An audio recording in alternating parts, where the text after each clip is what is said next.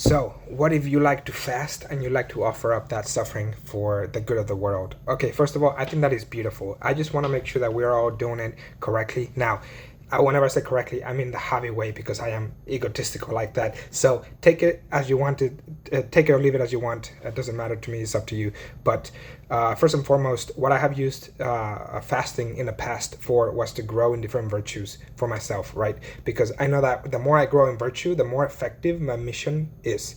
The more effective my missionary work is. My missionary work, not as a paid missionary, but simply as a Christian. You know, the more virtuous you are, the greater the missionary.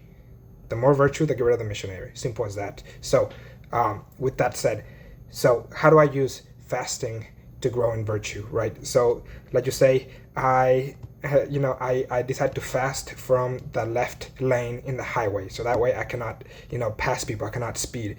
Well, that suffering is a small suffering, right? Because I'm just annoyed at being on the right lane, right? And that annoyingness is some sort of intellectual pain. It's not really like authentic, like deep suffering, but it's a type of pain, discomfort, right? And I'm offering that to God. And the reason why I'm offering that to God is because I know that that is the pain that is required for me to learn patience.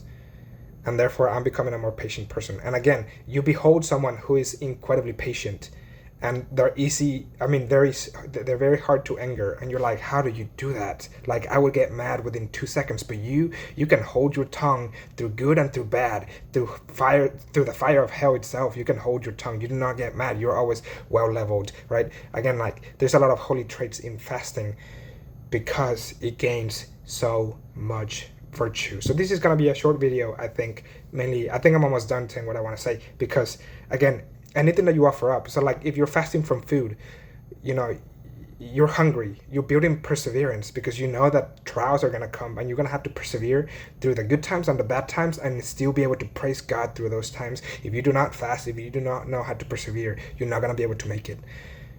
So again, it is a potent mixture whenever a missionary has a lot of endurance, a lot of perseverance, because whenever the trials rain down upon them, and they will, because God wills it so, in order for him to glorify himself, this future saint, through the trials, he's enduring, he's persevering, and people are watching him or her go through these trials, and they're like, wow, their faith is not shaken at all.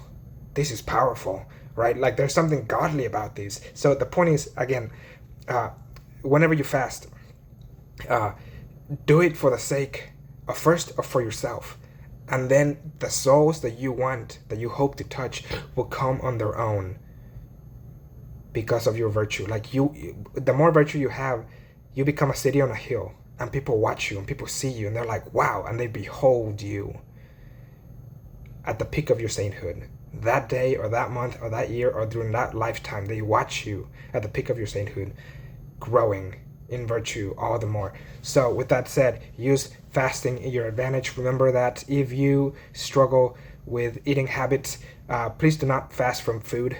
Right? Like, if you're one of those people that struggles with vanity and they just want to look skinnier and skinnier, then don't fast from food, but be wise about it and maybe fast from the right lane or fast from something different. I mean, you can fast from anything and everything, right? Just remember that. Television, your phone, it could be something as simple as gummy bears as well, or whatever. Thomas Aquinas fasted from learning sometimes, just to make sure that learning was not his God, right? So I don't know, food for thought. Think about it, pray about it. Please do not fast from something without praying about it first. If I were you, I would talk to a spiritual director about it first too. I don't know, that's just me. All right, see you guys. Bye.